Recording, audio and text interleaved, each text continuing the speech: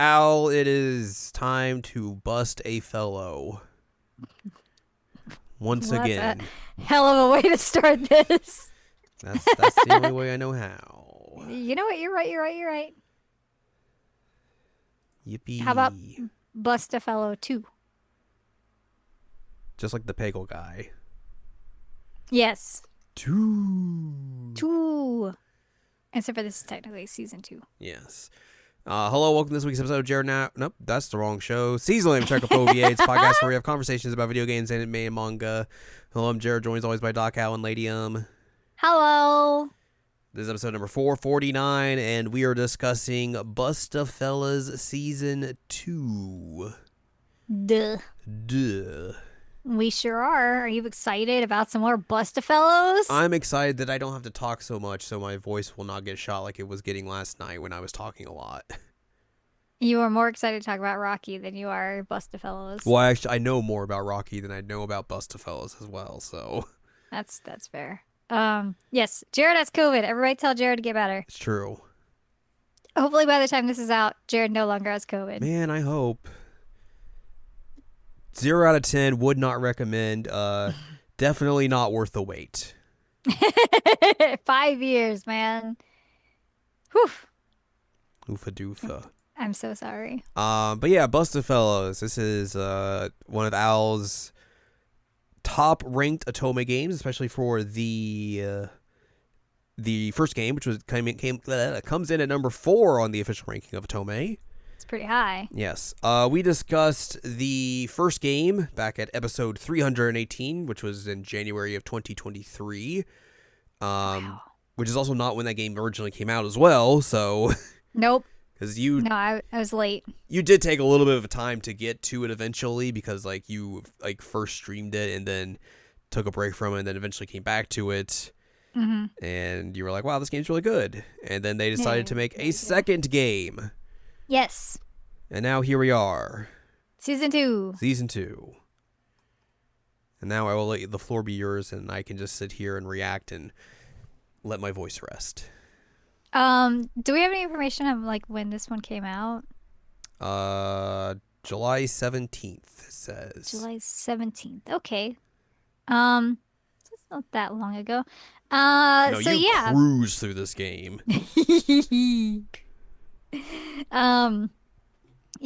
I don't know what that says, but I did kind of cruise through it. I knew that I was gonna need to talk about something since you had COVID. I was like, I'm really enjoying this, so maybe I'll just go through Yeah. Bustafellows. Which I appreciate, but you did, you said that, and then immediately, the next day, you're like, oh, I'm done. I was like, I'm done. whoa. All right. So yeah, you've got the same datables as last time. You have no additional datables, which is interesting because you do get additional characters, including he looks like a priest, but he is a mafia man. His name is Guero, voiced in Japanese by one Shulk from Xenoblade. He's really feeling it. He's really feeling it in Japanese. You also have a character named Yuno, who you might know him as Polon from Anonymous Code. Uh-huh. Let's see. You had the Watcher, who also goes by John. Who watches The Watcher? Well, we'll talk about that. He was also in Bustafellows 1 as a different character, but he is the Watcher in this one. He's in Pio Fiore 1926, though, and that one sucked. So we're not going to talk about that. But yeah, so you have the same cast of characters, which if you remember the previous one, I really, really liked most of the characters here. I thought they were really fun. Right. And the interesting thing about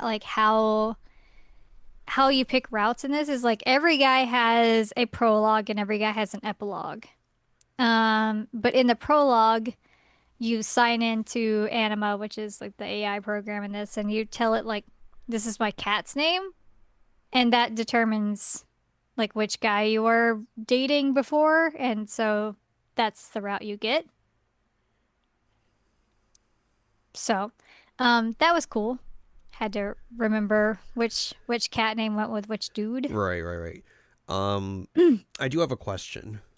I might have an answer. So the way they are framing this is more in line of like this is just a straight up sequel. Yes, it is. It is not a fan disc. It is a Right. sequel. So how does that compare to a lot of these other games that are just like we made a fan disc that is just somewhat more story compared to what this is doing, I guess. So this one is really story heavy. It doesn't have as much like, a lot of the fan discs have a lot more like cutesy, fluffy stuff, like a lot of really, really nice and intense romance. You don't necessarily get that here. This just feels like a shorter version of what I originally got, but an extended story of what they had. The problem is there's no recap for what happened to Bustafellows 1. So I was playing through and I was like, you're talking about something, and I should know what it is, but I don't remember what it is. So I'm just gonna pretend that I know and hope that it comes back to me. So that seems like a miss in terms of a sequel to not have any kind of recap at all, you know? Yeah. But yeah, so there's no recap, but it does really feel like a sequel game as opposed to just like a fan disc that they put out to do like more fan service essentially. Right. So hopefully that answers your question. Yeah. Um, so in terms of plot, Jared, are you ready for human trafficking Oh no. and drug trafficking Oh no. and Moida? Oh no. Are you ready for the negatives of having a for-profit prison system? All right. Are you ready for the negatives of the anonymity of social media and how people become very cruel to others? Hmm. Um, are you ready for daddy issues? One of these things is very different than the others. Um, because you're gonna get all that here. And some of them was like, "Whoa, we're really going there, huh?" Um, I guess another thing I could say is like obsessive crush people, like people with obsessive crushes is another thing we have here. Um, but yeah, so there's some pretty heavy topics in this. So I guess that's your fair warning right now that if any of those things are upsetting to you, um, you should maybe not listen. Um, another thing that is worth mentioning is that there is clarification on a plot line from the first story that has to do with the main character Toyota, her brother and what he did to her best friend in the previous story. Because they were very dodgy about it in the first game. And this one they blatantly say like, no, this is what he did and it is gnarly. So that's a also warning about like sexual assault. In case again you need to back out, please take care of yourself. Um, but again, very weighty stuff, which is not surprising because like the whole thing with Bustafellows is that these dudes are like kind of in the gray area of the law and kind of do justice in their own way. Right. And a lot of these things are stuff that like the law doesn't address properly, I suppose. Except for daddy issues, I can't help with that one. I can't help with that one. But yeah, it is also funny that the hitman is the one with the daddy issues, where like the other ones are some of the heavier topics. Um, but yeah, so you have the prologue where Limbo, the lawyer, is tasked with helping out the mafia guy. Um, A dude is moited and he is arrested for the moida. And they're like, yeah, he had positive gunpowder on his hand, and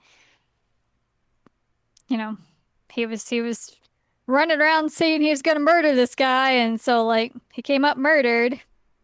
We looked at his hand and it had gunpowder, so like, put two and two together, and this guy probably murdered that guy. And Limbo's like, well, I'll protect you. That's not true. I will defend you in court. And so then he like goes and visits. He's like, so did you do it? He's like, yeah, hell yeah, I did it. I killed that guy. He's like, okay, well, good to know. Do you have the murder weapon? He's like, yep, still have the murder weapon. Okay, well, um, we should probably do something about that so that the police don't find it. Um, so there's that. Which again, they do go into a like, all right, so why did you kill this guy situation? And the answer is that apparently he was like sexually assaulting a child. And so like, you know, I don't know, that's a real big loss if somebody's doing that to a kid gets murdered. I'm just saying. Um, but the cops don't feel that way, so they were mad.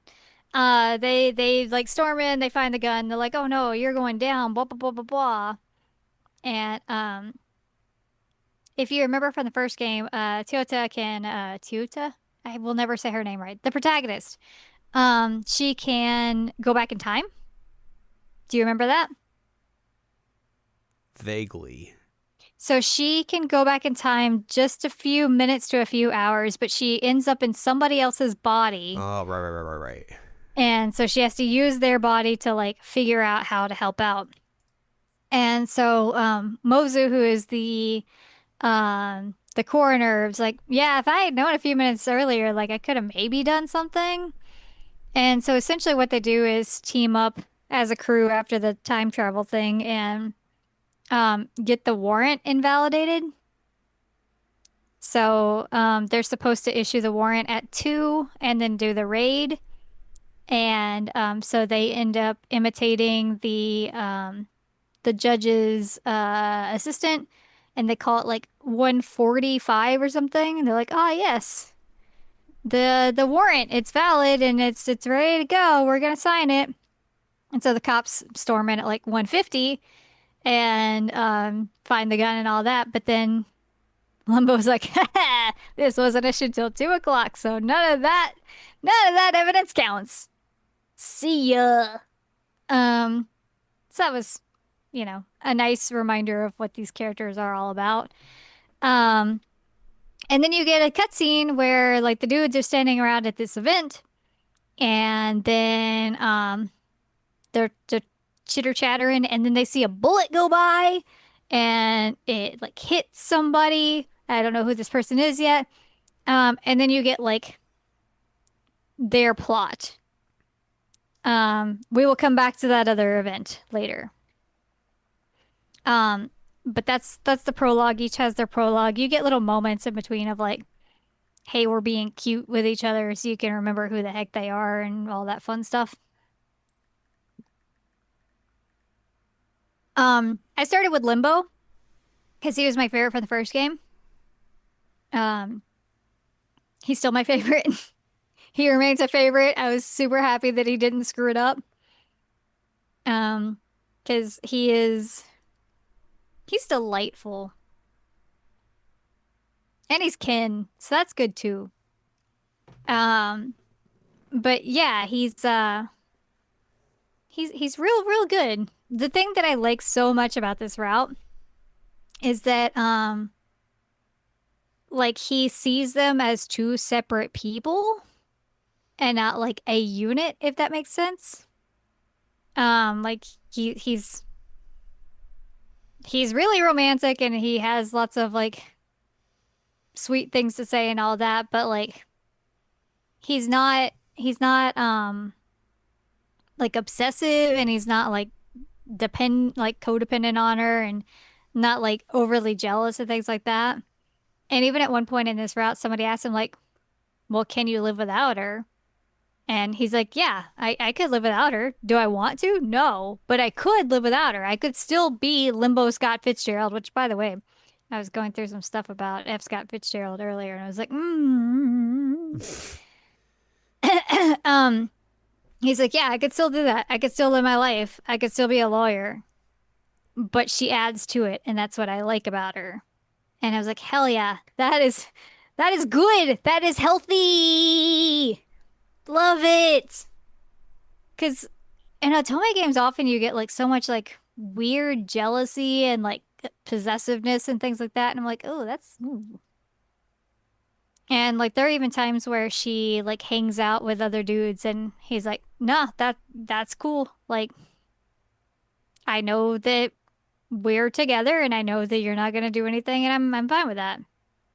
It's like, oh, beautiful. Beautiful. 'Cause she ends up having to like work her like she's a journalist, so her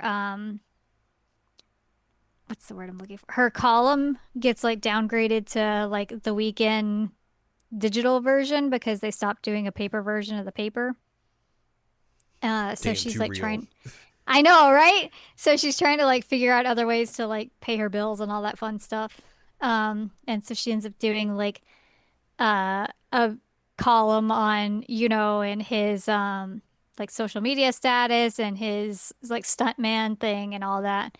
Um and so somebody even says to Limbo at one point, like, she's hanging out with that guy a lot. And he's like, yeah, she's doing her job. Like, that's fine. I don't care. It's like, I shouldn't swoon at a man being normal. But here we are, swooning over a man being normal.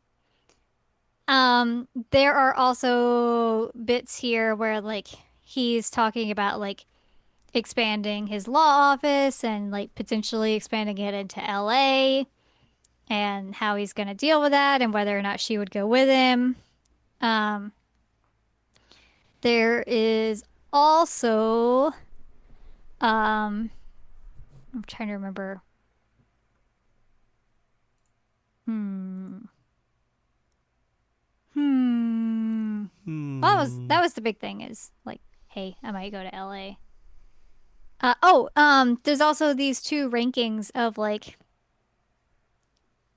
the best new law firms in New Sieg, and then like the hottest lawyers. And he's like, well, one of these is way more important to me than the other. And like everybody keeps focusing on like the hottest lawyer thing. And he's like, what about the other one? That one matters so much more. He ends up getting number 7 on the hottest lawyer, in New Sieg, by the way. They end up having him do like sexy photo shoots. I was gonna ask if they meant like actual like attractiveness or like he's a good up and comer type to thing. Nope, hot. God. Um, the protagonist, her mom calls him on the phone at one point. He's like, so I hear you're the hottest lawyer in New Sea. He's like, number 7. She's like, no, you're number 1. I've seen you. I've seen my daughter date you. You're number 1. It's like, all right, thanks, mama. Appreciate it. But hey, you remember how I was talking about the for-profit prison system? Uh huh. It's a problem. Uh huh. Hey, that's what Limbo's route's mostly about. Ah. Because there are the mafia groups that are in this town and everything. And there is this guy who is the son of the Franco mafia. And he is charged with like drug charges. And he's like, I've done some shady, but I don't do drugs. I don't know what this is about. And Limbo is like, I got you, bud. Like, I can defend you. Also, make sure you button up your shirt. No one wants to see all that while we're in court. And so like he realizes there's something going on here. So there's something really, really weird. And at the same time, he's kind of looking into a few things. One is that his sister Valerie, who was also in the first game, she ends up passing out and having to go to the hospital. And Limbo goes to talk to her and realizes like, oh, the person who brought her here was the judge that's in charge of his case that he's working on at the moment. And he's like, I don't like that guy. And Valerie basically tells him to F off. But it turns out that like Valerie was dating him a few years ago, but then it turns out that like he was engaged to somebody else and had a kid, and that like he was kind of stringing Valerie around, which is why Limbo hates him, understandably. She's like, I'm a big girl, I make my decisions, whatever. And Limbo is a little like thrown off on why Valerie was hanging out with him. And the reason is everybody is in Limbo Valerie, everybody is looking into the fact that like this particular judge always sentences juveniles like really intensely. Like he pretty much always gives them a guilty verdict and always gives them like quite a bit of jail time. And everyone's like, that's really weird. Like a lot of these juveniles aren't really doing enough that it should matter. So like, why? Um, hey, turns out that like, he's a crooked judge. Whoa. And he's getting paid by the folks who run the for-profit juvenile prison system to give them harsher sentences, so that the for-profit system makes a lot of money. Yay. Good Yay. old corruption. Woo.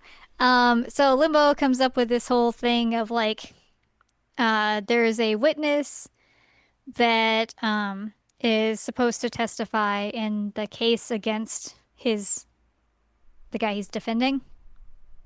And he quote unquote lets leak where the witness is staying because she's under protection, and she ends up finding conveniently the financial books of what was all going on with this group. And Limbo's like, okay, now we wait. Can you, protagonist, go into the courtroom? We will pretend you're a lawyer for now. You just need to present some evidence. Just turn on the TV. That's all I'm asking.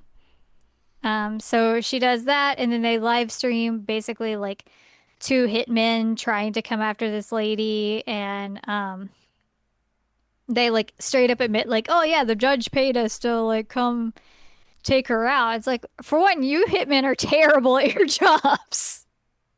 But the judge is like, whoa, whoa, whoa, whoa, whoa. Why would I do that? That's crazy.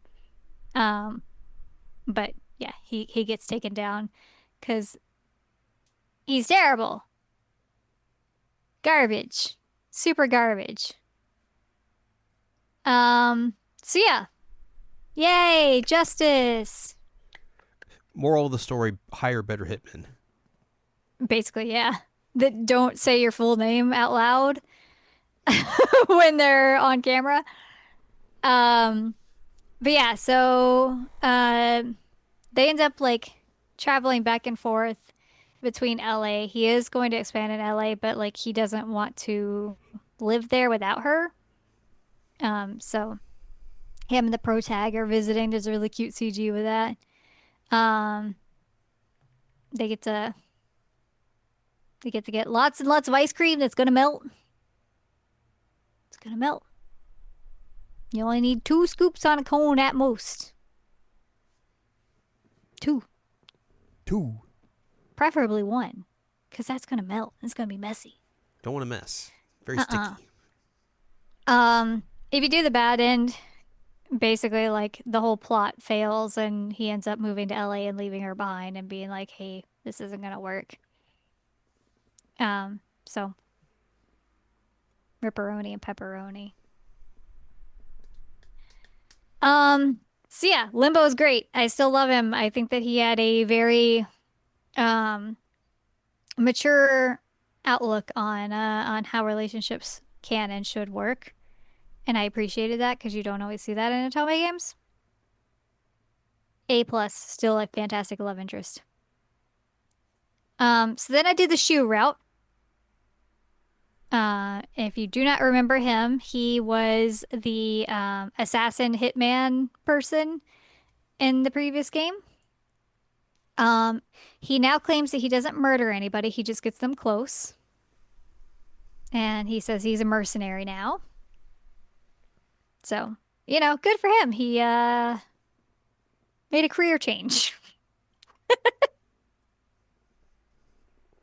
Slight one. Um, Slight one. I liked him in the previous one, but I think I like him a lot more in this one than I did the previous one. Like, I really liked him in this. Um, he's really cute.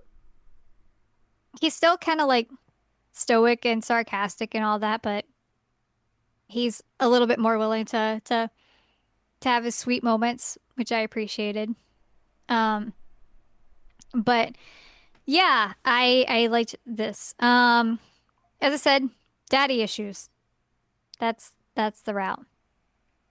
Um, he ends up going with his adopted brother to like this hitman funeral, I guess. It's like a funeral of the people that he works with, hangs out with, whatever. And this guy shows up and he's all cowboy. Um, and I can't remember his name now for the life of me. Oh no. What was his name? Cowboy man. Cowboy Man. That's it. That's his name. Anyway, um, His name was Padna. Fallon. His name is Fallon. But he's like, "Oh man, I haven't seen you since you were a little squirt. How you doing, kid?" And then he pals around with everybody and um actually hangs out at the share house at one point, like gets drunk with them. Um, and he's like, "Yeah, so I'm investigating. Oh, I guess you know what? There is some corruption in this one because hey, we get to work with the DEA in this. Ooh, government." Um, but yeah, Fallon's like, "Hey, I'm working on this one last case.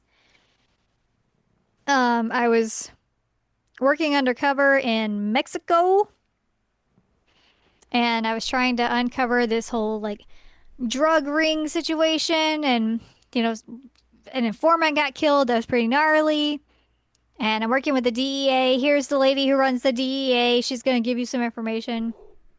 Um, and so they're all just kind of working together, trying to figure it out. At one point, you go into a hotel room, and somebody definitely spilled spaghetti sauce all over the bed and the wall, and definitely didn't die or anything. Hate when that happens. I know, right? Um, but at first they're like, "Oh man, why did this informant off himself?" And then Fallon's like, "Actually, you guys have a coroner friend, right? Can I like get him on the phone and have him look at this thing with his newfangled technology?" Um, and so he basically like FaceTimes Mozu and is like, "Hey, look at the angle of this. He didn't do it himself, did he?" And Moses is like, "Nope, absolutely not. He did not do that himself. Somebody did that to him." Like, interesting. Um, so yeah, you get to like go hang out at a weird cabin with Fallon and Shu, and everybody gets sniped. Fallon gets shot first and dies instantly. And then protagonist gets shot through the neck. And then she was trying to help her and he ends up getting shot and like dies on top of her. And obviously she goes back in time because she's like, "No, I'm good. I don't want him to die. That's awful." Um, which this is a good time to bring up the bad end.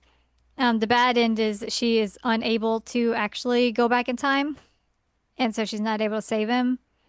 And so, the day of his funeral, she spends the whole day like trying and failing to go back and go back and go back. And so she's just like repeatedly jumping into other people's bodies, but she can't go back that far. So that's pretty messed up. But she jumps back in time and is able to become the body of the adopted brother and is like, hey, tell them to not go there. They're going to get sniped, and that is bad. Um, there's also like this other plot where like the DEA lady's like, by the way, Fallon sold you out. He's basically giving me all this information on you guys, and like, he's trying to cut and run, and you know, pretty terrible, right? And she was like, I don't know, I've known him longer than I've known you, so I kind of trust him more than I do you. Also, you work for the government, so I don't love that. Somebody in this route, I think it's the mafia guys, like, yeah, you work for the government. You have an acronym for a name and it ends with a vowel. I automatically hate you. What? Yep. It's like, oh, okay. Wow. Alrighty then. Yeah. So it turns out, um, the DEA is involved, obviously. They are trying to basically take over one of the drug rings out of Mexico to make more money for the US government.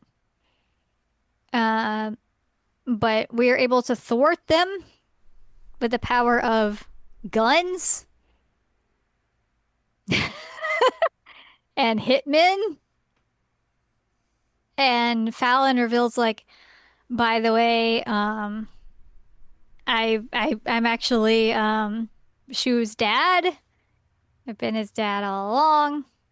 I was really in love with his mom, and it was a whole thing that like we were together, and she adopted a kid, and Shu, you were in the womb still, and then Yang's like, ah, that means I'm the older brother. Cool. I was like, oh my God. Um, this whole like heartwarming moment's happening. He's just like, I'm the older brother. That's awesome. Um, but basically he's like, yeah, I bought this like cabin in the woods because I wanted to like take your mom there, and things didn't work out, and that informant died, and it's just been a mess. And you can actually at the end, I say you can, but it is part of the plot that like you go and take the remains to that informant's like family who finally get some closure on what happened with him, which is good. Um, do you want to hear the real messed up thing? Sure. Okay, so Fallon dies. He has lung cancer, so he straight up just dies. So that's a bummer. He finally meets his dad, and then he dies. Well, I say he finally meets his dad. He's known him all along. He just didn't know it was his dad. I'm like, you guys have the same hair color and eye color. Like, Just a quinky come on, dink. come on. That doesn't happen in Otome games unless you're related. Um, but basically, Shu and Yang end up like uh, inheriting the house, I guess. But they like give him a lake burial, and I'm hoping with everything I have that like they cremated him first, then put him in the lake. Because a few weeks later, Shu and the protagonist like go fishing at that lake. Oh, I caught a whopper. Oh, hey, uh-oh. Right, that's what I was thinking. I was like, oh, oh, your dad's in there. Uh-oh. Um, Also, I'm pretty sure like you can't do that. That's some kind of like improper disposal of a human body and all that fun stuff. But whatever. I guess he's a hitman, so he can do whatever he wants. Um, But can you imagine you're fishing in the place where you like put your dad's body? It's wild.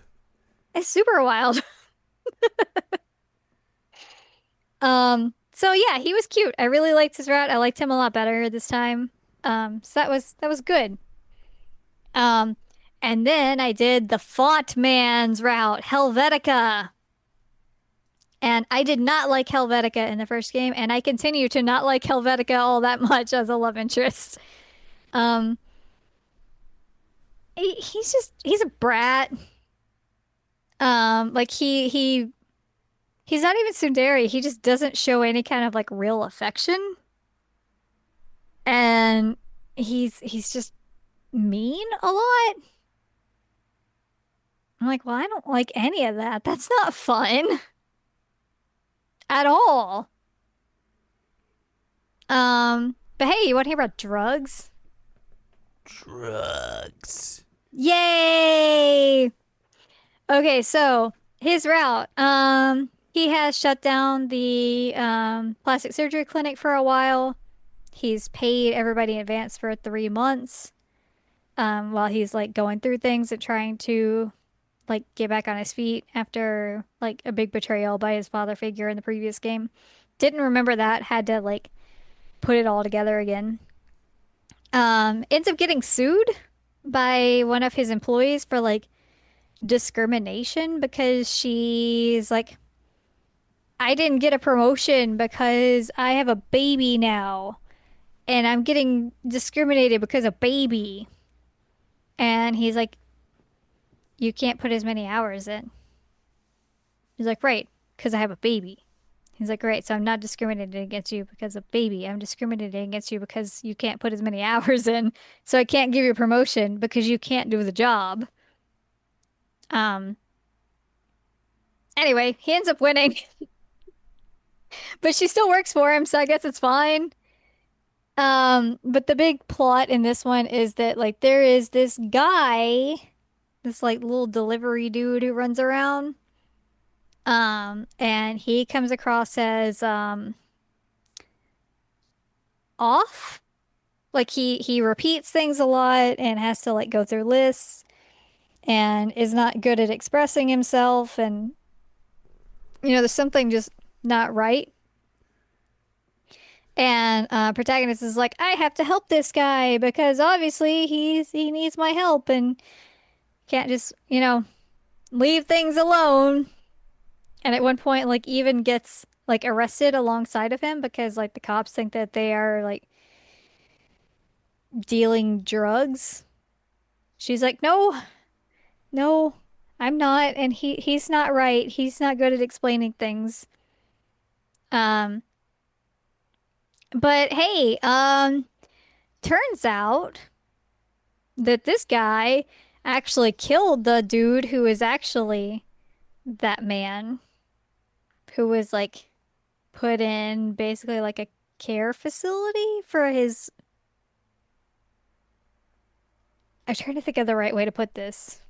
He was put in a care facility because like he needed assistance to live a normal life. And so this dude killed him and took on his identity basically. Um, and it's totally fine. He's just trying to deal drugs in in this town. And it's like, well, now you know everything, so you gotta help me deal these drugs. And like kidnaps her and Helvetica and the like has a gun to Helvetica's head and is like, "Hey, protagonist, you should pick up this bag that's on the ground." And she picks it up and opens the bag and puts her hand in there. And it's a gun. Oh no.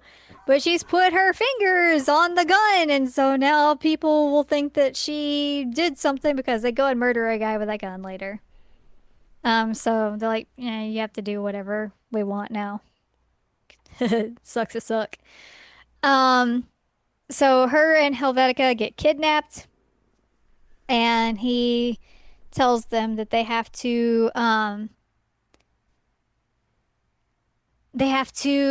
basically go to an airport that one of them has to be like I forget the phrase for it. Like a packer, I guess is the phrasing. That like they have to swallow like bags of cocaine and then like make themselves vomit it up so that they can like sell this to this guy at this airport. And in the bad end, protagonist is like, I'll do it. And she ends up getting super, super sick and fails. And then Helvetica ends up becoming like a drug addict again and they break up. It's like, oh, okay. Um, but in the actual route, Helvetica does it. He's like, I've done it before. It's fine. I can do this. There's like a really awful CG of him like puking up cocaine bags. So that's great.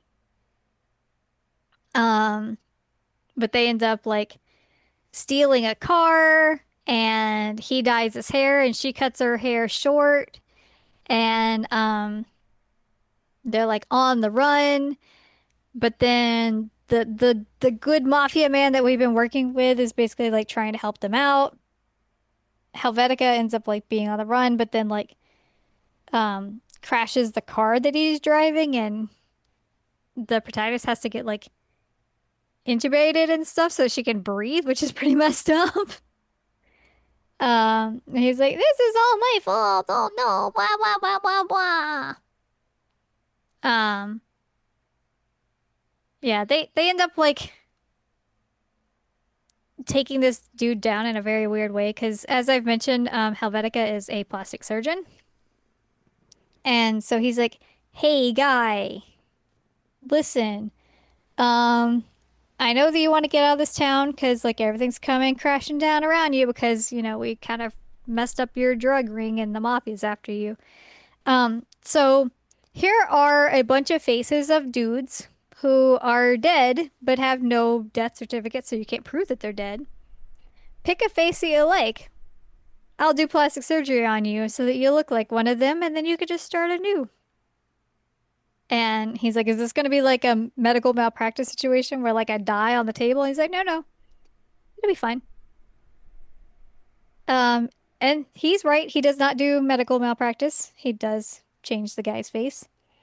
Gets the guy some new documentation and an airplane ticket and all that fun stuff. So the dude's going to the airport. And then, oh no, the cops are there and they're like, you've been on the most wanted list for decades. Come here, we're arresting you. And somebody asked him later, and he's like, yeah, basically, all these dudes disappeared under mysterious circumstances, but they were all like really bad dudes. But I didn't have to mention that. I just had to, make him think he was gonna get away.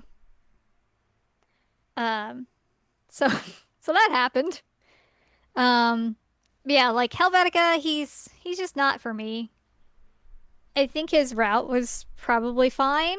Like I didn't hate it. I liked the story, I just didn't like any of the romance. If Right. if that makes sense. Yeah. Um, the next one I didn't like either, which is unfortunate. Um, Mozu, the coroner. I generally really like him, and he is especially good in everybody else's routes. Like he would be a good bestie for the protagonist. But as like a love interest, he ain't it. It's a messy and bad story. Um, so there's also a lot going on here. There's this whole thing where like his mentor is a professor who is currently dying and he like wants to die with dignity, which I guess that's another thing we should talk about is like dying with dignity. Because that's another heavy topic that, is kind of big. But he's like, yeah, I want to be able to die on my own terms while like I still am with it and can recognize you and can go to the bathroom on my own and everything because very soon that's not going to be the case. And Mozu's like refusing to sign the documentation. So he hires a lawyer. The mentor hires a lawyer. And the drama llama is that he hires Limbo as his lawyer. And so Mozu is very mad at Limbo. Limbo's like, okay, in my defense, didn't know he was your mentor. Just thought it was a good case. Sorry about that. But also, like, Might be. maybe you should talk to him because, like, he's kind of making good points about his perspective on this. Moses is like, no, mad at you, mad at him. Arr. Um, so that will eventually resolve itself, but this is a little bit of a problem. But in the meantime, um, Mozu becomes what he calls a back alley doctor.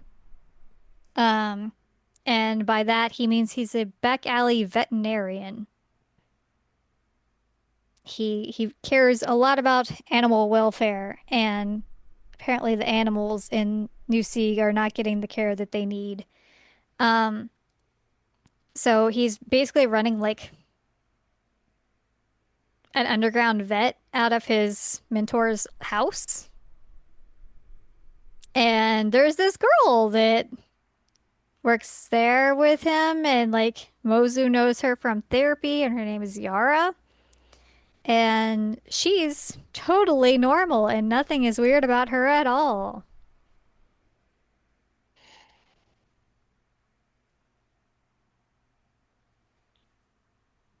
And this is why Mozu infuriates me this whole route. Oh no.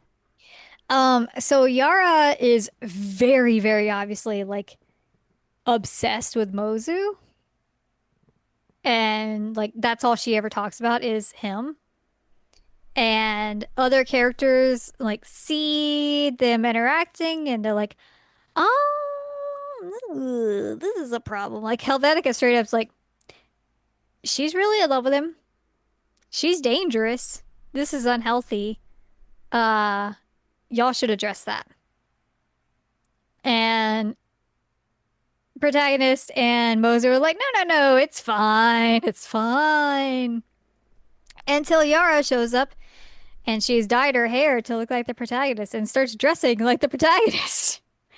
And even still, the protagonist is like, "Oh, huh? She changed her look. That's interesting. It kind of looks like me, but like, whatever. Maybe she's just trying a new thing." Wow, she's got some really good taste all of a sudden. Right, right. And then Moses is like, "Oh, huh? Okay, looks nice. Whatever." Um, I'm like, you guys, this what, what? And then she's like inviting herself on their dates and like trying to hold his hand and things like that. And no one seems to be thinking this is a problem. And then at one point, like she goes a little nutty and like slams herself into a glass cabinet to break the glass and then takes a piece of glass and shoves it into her hand. And is like, oh no, the protagonist attacked me. She was upset because I've been around you lately. Wah! Um, and Mozu looks at her hands like, no, she obviously didn't because of like the angle of entry. Like you did this to yourself. Um, and still doesn't seem to think there is an issue here.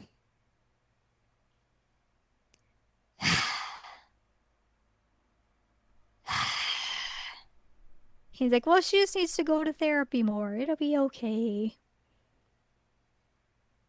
It'll be okay. Um, in the meantime, there's also like another subplot about like how at the coroner's office, like his um subordinate is like, do you really have like no sense of like empathy or any sense of like things being an issue with you like dissecting bodies? Like there are ways that we could do this like 3D so that we're not actually like cutting into the body or anything. And Moses is like, no, like I have to do that so that they could tell me what happened to them. I have to solve what happened. So there's also that struggle happening. There's a lot happening in Mozu's route, and none of it's really good. Um, but yeah, again, none of them seem to think this is an issue. Um, Mozu even straight up says at one point, like, "Hey, protagonist, can you like try and be nicer to Yara?" And protagonist's like, "She stabbed her hand and blamed me, huh?" And so he just kind of like off for a while and is like, I gotta help Yara, make sure she's going to therapy and all that fun stuff. So he just disappears. And I'm sure that's gonna help her like dependency on him. And so like they get a call that like she ran away from the hospital and they have Scarecrow track her to like a subway. She like jumps in front of a train but doesn't do it properly. And so she like doesn't get hit by the train. And they're like, ah, you are not well. This is a problem. Um, it basically ends up coming to a head where like Yara ends up like taking a stun gun to the protagonist and also Mozu, and she works at what they call Trader Jones's. She works at Trader Jones's, and so she puts the protagonist in a refrigerator truck, um, like locks her in there, and is basically like, "All right, well, now we can be together, Mozu. I'll just be however you want me to be. I'll do whatever you need for me to love you." And he like plays along with it for a while. I'm like, buddy, stop. What are you doing? But he's like, well, if I go along with this, then I can find out more information on what she did with her. Um, and they do eventually find like their refrigerator truck and they're able to save her. At least in the good ending, they're able to save her. And I'm like, how did no one seem to think this was an issue? Why did it get this far? What? Weren't smart. Ugh. It's awful. Um, in the bad end, she dies from, I guess, being refrigerated. Um, and they're like calling her family to try and like donate her organs because they talk about at the beginning how like they do organ donation everything. And Moses like, no, no, no one can have her. So he like unhooks her from all the machines and steals her body. It's like, oh, good, okay. And so I thought that after the whole Yara thing ended, that this route would end. But then I'm like, oh wait, it doesn't end because we still don't have a thing with the professor, his mentor. But then also we get this whole like animal rights trial thing that comes out of nowhere. And it talks about like how animal control is not supposed to have guns and they like shot this lady's dogs. And like how this lady was trying to get like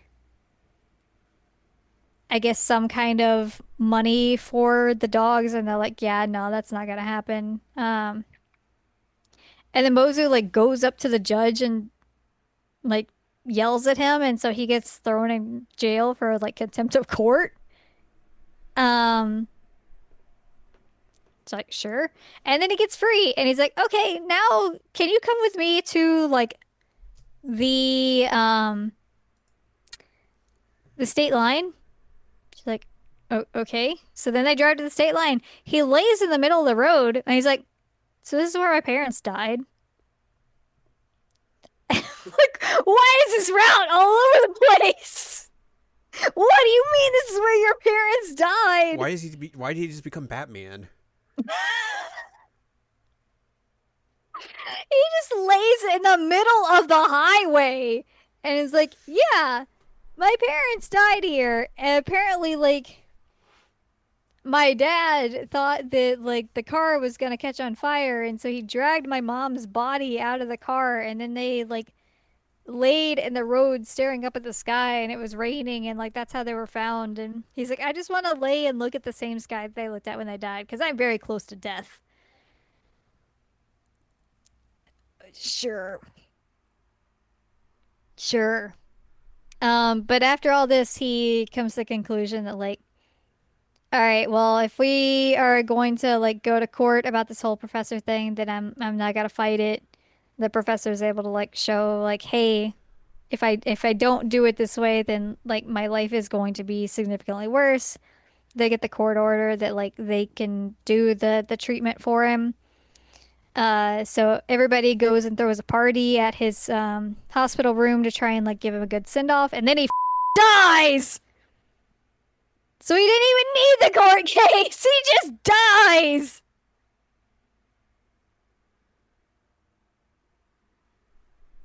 And then Moses is like, "Oh well, I'm still very close to death. Anyway, I'm in love with you." I was like, "This is a weird route. I don't like it. Everything's bad." What the just happened? Your guess is as good as mine. It's like they had like 15 ideas for plots for Moses' route, and none of them were good, and they just put them all together. Like, I feel like it would have been a really good route if they had just focused on him, like, thinking about how close to death he is as a coroner and, you know, having the ethics question with his subordinate and dealing with the professor and all that. I feel like if they had just done that, it would have been a good route. But they didn't. That's not what they did at all. They just made a mess and made me like not like Mozu at all, like as a love interest. Like I said, he in every other route is like a good bro, and so I like him in those. But in his own route, I'm like, you are not good. You're a mess, dude. You're a mess. You're a huge mess. Like you need to go to so much he even says at one point, like, I go to therapy, but I don't really need it. And I was like, oh no, buddy, you need it. I think you need it more than you think. Um, but it was just like it wasn't done well, and it was unfortunate. So then the good news is I did Scarecrow's route, and he was great.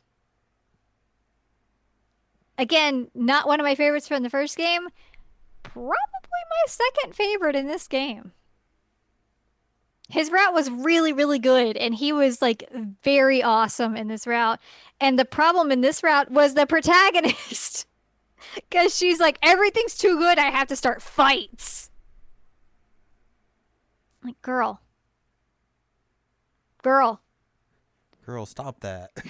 why are you sabotaging this? He's being good to you and like is trying to be a great boyfriend, and you're starting fights for no damn reason. What is wrong with you? Um, but he's just such a sweetheart in the whole route and is like really trying his best. Like one of the first things that happens in this route is that the protagonist is like super bummed out about her column getting reduced. And so he like goes and talks to her best friend, is like, how can I like cheer her up even a little bit? And gets an answer, and so he like goes and gets her favorite magazine and like a box of her favorite donuts, and is like, hey, do you want to hang out? Have things that you like? Which was very sweet that he like took the time to find out like what will work for her to make her feel even a little bit better. So that's good.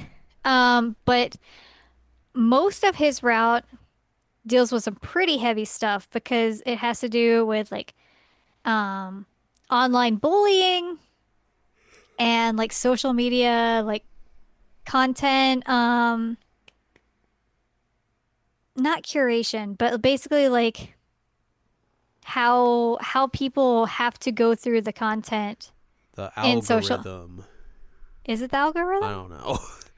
well, basically it's like there are content moderators who have to see like the really fed up stuff that people put on the Ah, yeah, internet in yeah, order to yeah. flag that it's fed up.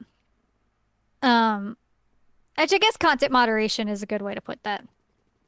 So you have a mix of like the online bullying and like how anonymity like empowers people to do that, but then you also have the content moderation of social media in his route. And both of them I was like, "Oh, huh. Yeah, this is intense." I mean, it's great. It's really great, but whew, it's heavy. It's very heavy. So since the previous game, he's basically working like with the FBI as like a hacker dude, um, with his dad. And so they get tasked with like special forces type things with hacking. And the first thing is that like this girl goes missing, um, and she's like in this high school, and like she has an internship with this company, and so it's possible that she was the one who did all this hacking. So we need you to look into it. And he investigates it a little bit and realizes like she was being bullied on like the school's like in-home platform, and she went missing. Left a note there that he's like everything's been erased. So she's pretty good at what she does. He's able to track her down, and he talks to her a bit because she's like, yeah, so um there's a picture of me out there on the internet of me kissing a girl because I found out that, my first crush is a girl, but I'm a girl, and so people think that's weird. He's like, "What? I don't think that's weird. Like that's who you like. You like who you like. You kissed them. That makes sense." And she's like, "Well, that doesn't help me if you think that." So he calls the pizza delivery place and he's like, "Hey, tell him what you just told me." And she's like, "Yeah, I kissed a girl, and it's making me feel not normal." And they're like, "Oh, well, congratulations on your first kiss. That's pretty cool. Do you want a heart-shaped pizza? We'll give you a heart-shaped pizza." And so Scarecrow is like, "See, that's two people who think that you're normal. Like, yeah, you like who you like. It's no big deal." And so he realizes through all this, like, hey, there's something bigger going on here. But it was really cute. Um, they him and the protagonist like go out to the middle of nowhere and start doing some like screaming to like feel better about how heavy everything's being at the moment. So that was fun. But then then she starts trying to blow things up. Because protagonist is nervous about everything and all that. And so she like wakes up and it, he's Crow's trying to make her breakfast. So he has some butter toast and some jam because she really likes that. And she comes in and she spills the jam, gets it all over her clothes, and she's very upset about that. So he's like, "Go change, and I'll get this figured out. I'll clean it up." And he like makes a heart-shaped jam thing on her toast, which is really cute. I think that's really cute. But she gets mad about it. Because she's like, "Why didn't he get mad at me? Like, I did something stupid. I spilled jam everywhere, and he didn't get mad at me. He just made me a heart shape on the toast." I'm like, "Girl, I'd be so upset if somebody yelled at me." Like, he's doing the right thing. He's being supportive. What is wrong with you? Huh? Girl be wild and Right? So then she goes to and is like, "I don't understand why he never gets mad at me. Like, I do all these things and he never gets mad at me. He just goes along with what I want to do. And like, you know, he never makes decisions on his own," which like is not true, but apparently she's perspectiving it to be true that like he asked for her permission and like her input on things, which is, what you're supposed to do.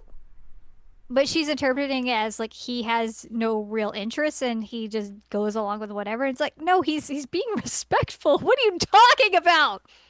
Um, she's like, he's gonna hate me one day. Um, and so then later, is like, hey, I gotta go get a coffee and then go to work. And he goes to the coffee shop and Scarecrow is there and it's like, hey, you know her. Like, what can I get her as a gift? Like, can we talk? And he has this talk about like she's gonna hate me someday, which is the exact same thing that she said. But um he comes up with like this really cute idea for a gift, which I'll talk about in a minute. But he wants to take her to a very nice dinner, so he takes her to like a fancy hotel where they have to dress up really nice, and he dresses up really nice, and he gets her like fancy food and all that because he's like, I really want to take you on a nice date. And she asks him like, do you want the beef or do you want the guinea fowl? And he's like, both, either, I don't care. Um, and she just like blows her lid on him. Um, just like, why can't you even pick what you want to eat? And he's like, I want to eat both of them, which is why I said both. And she's like, no, you just need to pick one. You need to pick which one you want. And she's like, are you just going with it because that's what I want? I want both of them, so you want both of them. And he's like, no, I literally don't care. Like, I want to eat both of these things. That's why I ordered both of them. And then she was saying like he should like force her to stay in the presidential suite of the hotel. And he's like, no, like if you want to go home, I want you to go home. Like, I'm not going to force you to stay somewhere that you don't want to stay. Like, that's messed up. She's like, no, just make me stay there. Like, girl, These are the stupidest arguments. right? Like, what are you doing? Like he got both of the food things because he wanted to share them with you. He wanted both. He made a decision. He's asking, do you want to stay at the hotel or do you want to go home? Because he also realizes like she has to do work. Maybe she doesn't want to stay at the hotel, or like maybe she's not ready to stay in the same room as him or something. Like, he's trying to be good. He's being like one of the more respectful love interests in an Otome game that I've ever seen. And, and she's mad at him for it and yells at him. And the waiter comes over and is like, hello, you need to calm down in our fancy establishment. Please and thank you. Um, I was like, what is wrong with you, girl? Stop trying to blow shit up. Um, so then he takes her to like an area that is a little bit out of the city by a bridge and gives her the gift that he got, which was he got her a star, like he named a star, um, and he named it Crow. And he's like, it might seem kind of self-centered for me to like get you a star named after myself, but the whole idea is that like I always want there to be a crow that's like looking over you and looking after you and all that. And I was like, oh, that's actually really cute. That's really sweet. Oh. So she's still a little funky and weird, but you know, I get over it. But anyway, you want to get back to the really heavy stuff? Yay! Yay! So Crow's been befriending this other hacker guy, and I forget his name, and I'm never gonna remember it. It's okay. He's the other hacker guy, and he's talking about like how he used to work at this social media company, but he had to quit recently, and he's not really sure what he's gonna do with his life. Um, and then everybody gets a DM on like their version of Twitter from like the CEO from that company, and is like, watch this video. And so people click on the link, and it's like a robot voice, and it's like, once this gets 100,000 viewers, then like you'll get to see, a nightmare or something like that. And so Crow like freaks out. He's like trying to figure out where this is coming from, if she's part of it. And then once it hits 100,000, there ends up being like a video of her with like a gun to her head.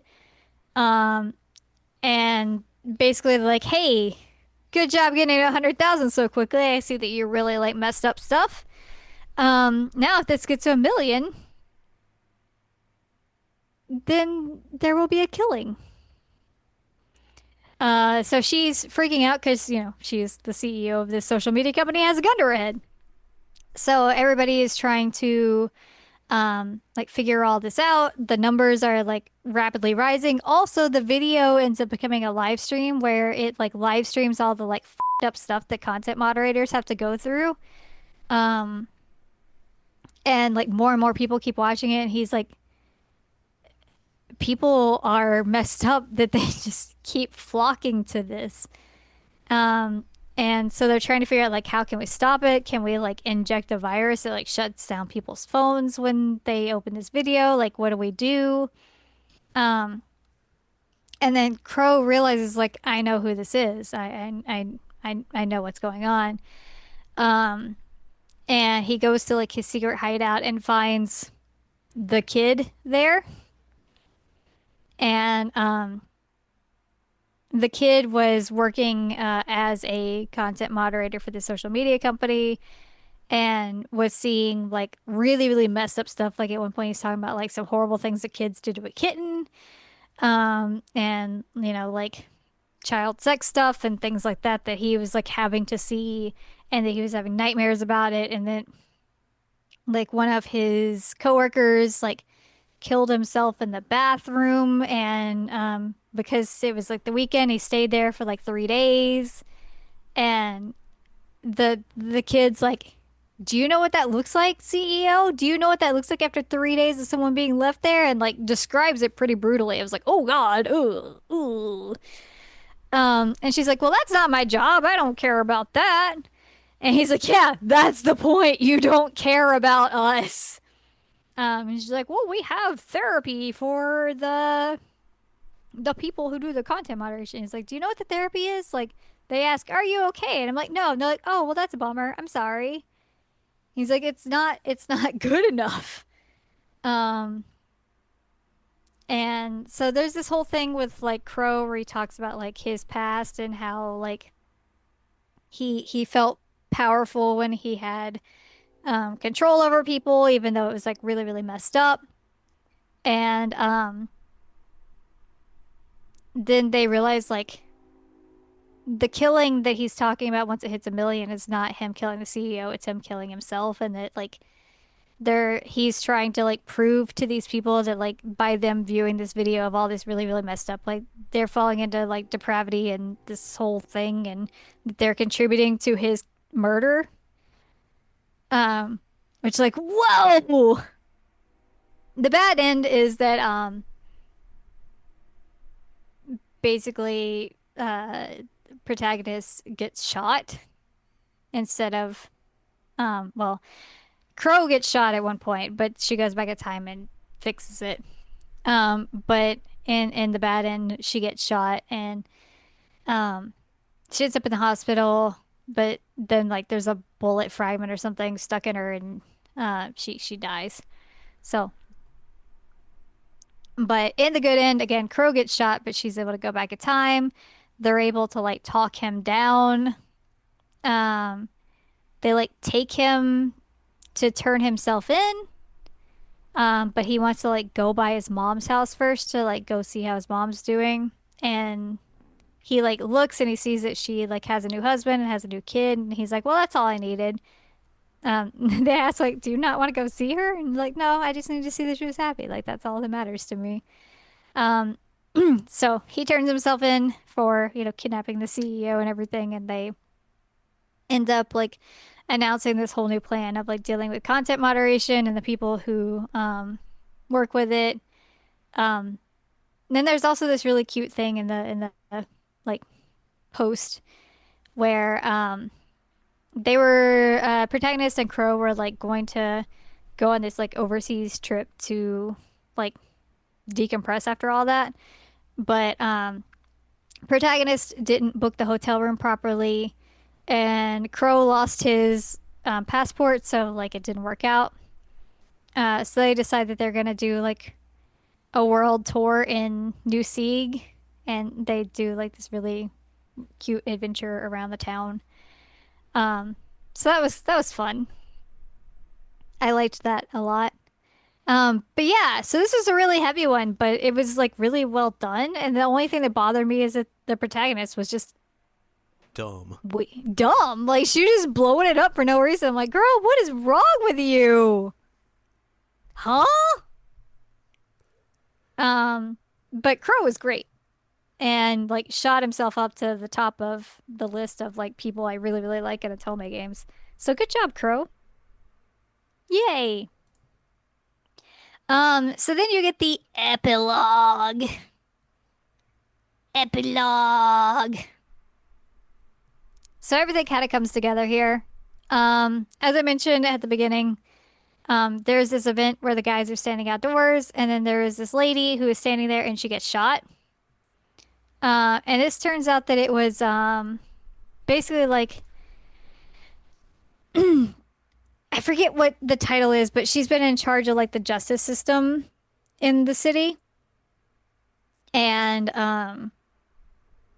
that she is very obviously corrupt according to everybody.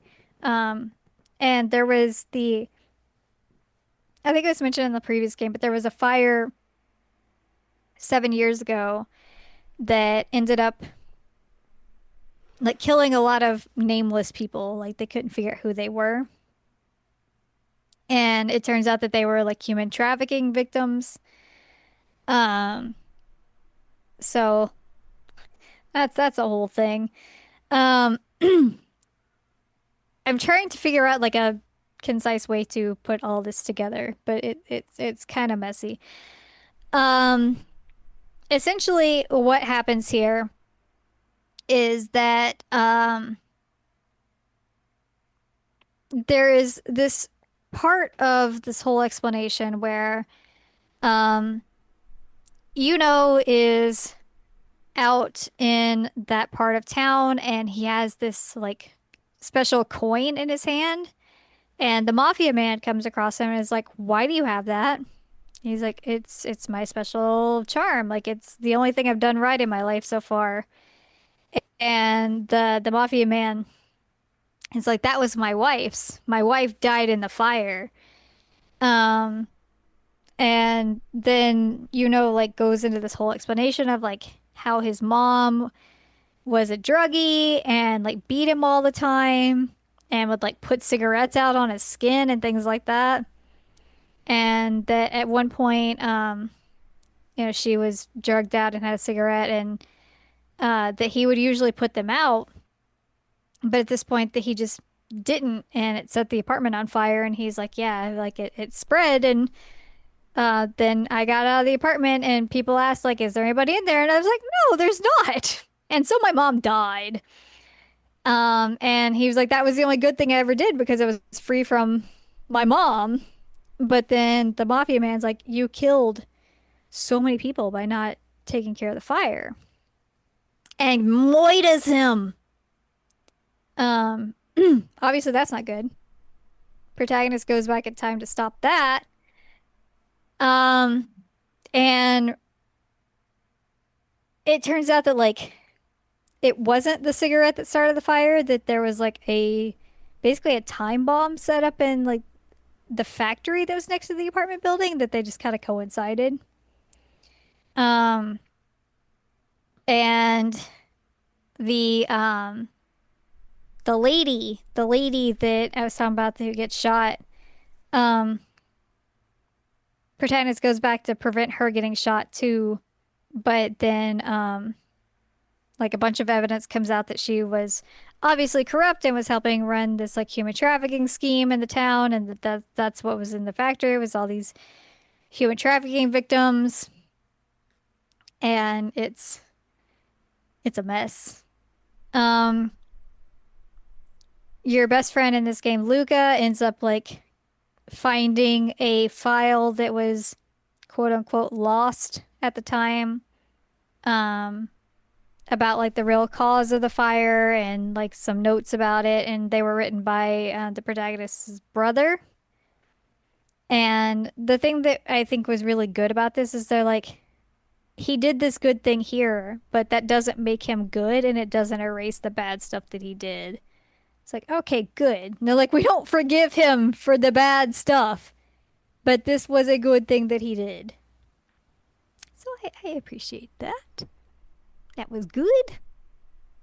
Um, but then, do you remember how I mentioned the Watcher? Uh-huh. So the Watcher kind of pops up in all the routes and is kind of being nosy, and he says he's like an investigator and all that. And he keeps popping back up in the epilogue as well, trying to get information. And at one point, they're like, yeah, the government lady, she's gonna be arrested in 5 days, and she might get some kind of bail, unless like evidence is found against her. And he's like, oh, okay, interesting, interesting, interesting. Um, but then that file with the brother comes out, and she ends up getting arrested in 3 days, and with no bail. And so everybody's celebrating. They're like, "Yay! We helped take her down. This is good." And the Watcher shows up at the bar. Is like, "Hey, so can you go back in time and help me murder that lady?" And the protagonist is like, "Uh-huh. What do you mean? Like, I'm not gonna go back in time to do that. Like, why would I help murder somebody?" He's like, "So I had 5 days to do it, but then you guys gave that stuff and it got down to 3 days, and now there's no bail, so like, I can't really murder her anymore. That's a problem. I gotta murder her." And she's still refusing. He's like, okay, okay, you're refusing. What if I shoot whatever love interest you're with right now, and they die? So he does that, and protagonist is like, all right, well, guess I'm going back in time to solve that. So then she ends up jumping into best friend Luca's body and goes to meet the Watcher ahead of time. And she's like trying to talk him down from it. And he's like, "No, I don't think that's what's gonna happen. I think you're gonna help me murder her." And so he shoots Luca. And it's just like, so you kind of have to go back in time again. So she goes back again, and she ends up in the body of whatever love interest you pick at the time. And she calls the Watcher and is like, the only choice that you have is help the Watcher kill her. And so like you give him the information of like, hey, by the way, she's gonna get arrested early. Um, here's what you do. And he's like, all right, cool, great, love to hear it. See you later. And then he goes and assassinates her. Turns out that he was one of the human trafficking victims, that he was one of the few survivors of the like factory fire. And he's like, it's thanks to her, I guess, that I'm free because I was out of the cage that I was in because of the fire. But the problem is that like I had to like step over a pile of dead bodies who were trying to get through the door to like get through a tiny window to get fresh air, and that's real messed up, and I want her to die. And apparently they did like really gnarly things to him because he's he says his interest in coloring. He's kind of like an albino, I guess. Like his hair is white, his eyes are white, which I think albino eyes tend to be pink, but his everything is like super, super pale and white. And so like he was exotic, and they did really depraved stuff to him. So it's like, oh God, okay. Uh so he murders her. And then he's being transported by the police um to prison, I guess, to jail, to holding, whatever. And oh no, the cops go missing, and the guy's missing. What could have happened? Oh no. And it shows a CG of him like dangling his legs over the water, and he just like it's like, well, the voices in my head are gone. That seems good, right? But now what do I do? And then he just throws himself into the ocean and dies. Supposedly dies. We'll see, I guess. Um, so that's wild. But the thing that ends up happening is that early on in the game, the protagonist is saying, like, I don't want to have to go back in time anymore because I keep forgetting stuff every time I go back. And as you are well aware from here, she just had to do a lot of jumping in quick succession to like save the lady and then save the protagonist or the love interest and then save her best friend and then go back again and like she does a lot of hopping really really quick succession. She like forgets some of the stuff that happens in the first game with the love interest and forgets some information about like her and her best friend. Um and so she's kind of like she's fine. And, you know, she still has the relationships that she has, but she's having to be reminded all the time of like stuff that she's done with people. Which I feel like is an interesting setup for a third game if they wanted to do so, with, you know, her having memory issues and potentially not needing or not wanting or having the ability to do the jumping anymore.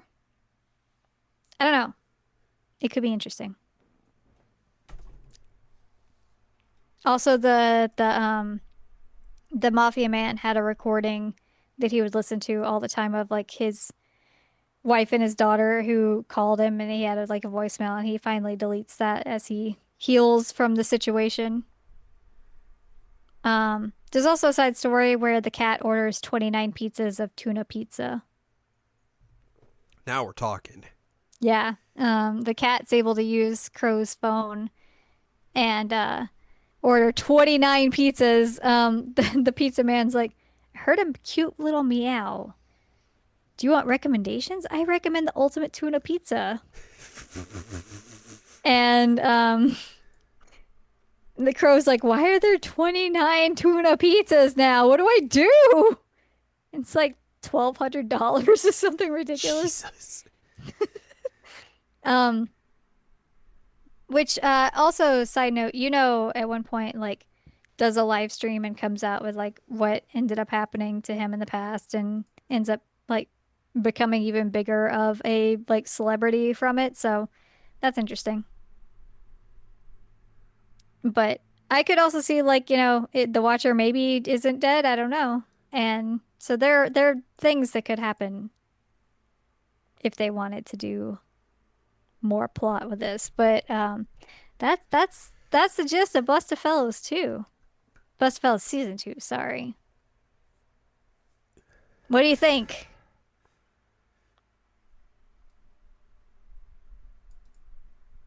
That girl be dumb sometimes. You're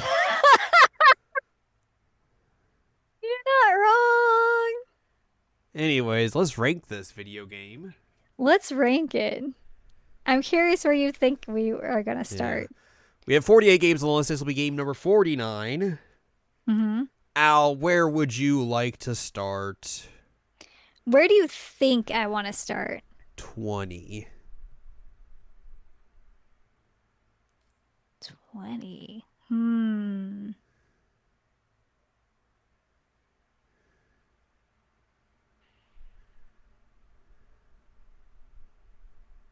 Mm, how about we start at 15? Okay. I was like, is that a good or a bad? Like, are we going down or are we going up? We're going up. We're All going right. up.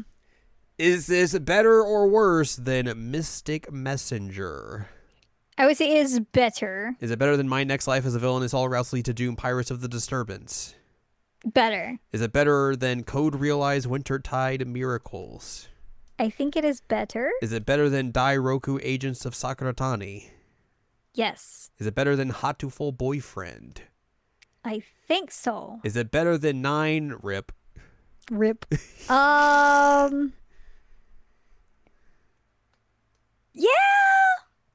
Is it better than Olympique Soiree?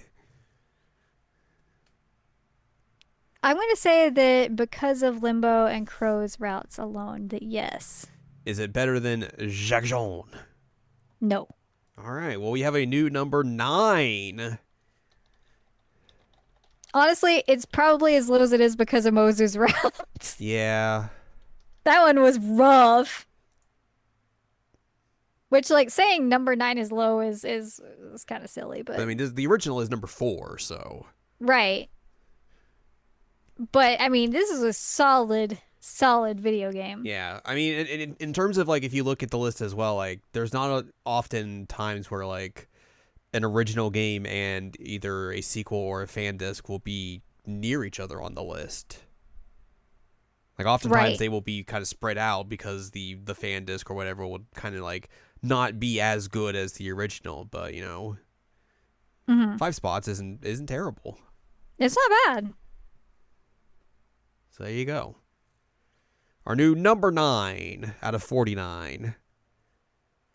Bustafellows Season 2. Bustafellows Season 2. And that's going to do it for us this week. Yay! So if you like more from us, head on over to seasonalcheckup.com or stac.cool is where you can find past episodes of this podcast and other podcasts. Like Jared now watching, also find columns and reviews on the site as well. If you like more from Anladium, go to anladium.com. She's got columns and reviews. You can follow us on Twitter and TikTok at Anime Checkup. Follow us on Blue Sky seasonalcheckup.com. You can buy our books, One Shiny Moment, Critical Analysis of Love, Life, Sunshine, Hot Tubs, and Pac-Man on Amazon.com. And you can support us on, you can support us on Patreon, patreon.com/SACOVA. Buy us a slice of pizza, get access to unedited versions of the podcast early. Our monthly exclusive Patreon podcast, which a new episode of that is up. You can listen to me sound terrible. He was a little sick. Little sick, but we talked about Rocky 4, the director's cut of that. Mm-hmm. People go punch People and go they punch die. punch. Al has never seen a Rocky movie until this one. Nope. Soundtrack's killer. Yeah, you get to hear me talk like Sylvester Stallone. It's much better when I sound terrible, so It is really funny though. you can hear all of that in the latest episode of that, and all the other episodes of that are up on the Patreon as well, along with some other fun bonuses. Next week we'll figure out something else to talk about. Hopefully Yeah. I will not be sick. I'm hoping you are not If sick. I'm still sick a week later, man, I'll punch stinky. it. I'll punch it. Please do. Mm-hmm. As long as I don't get tsunami'd. Let's hope not. Mm-hmm.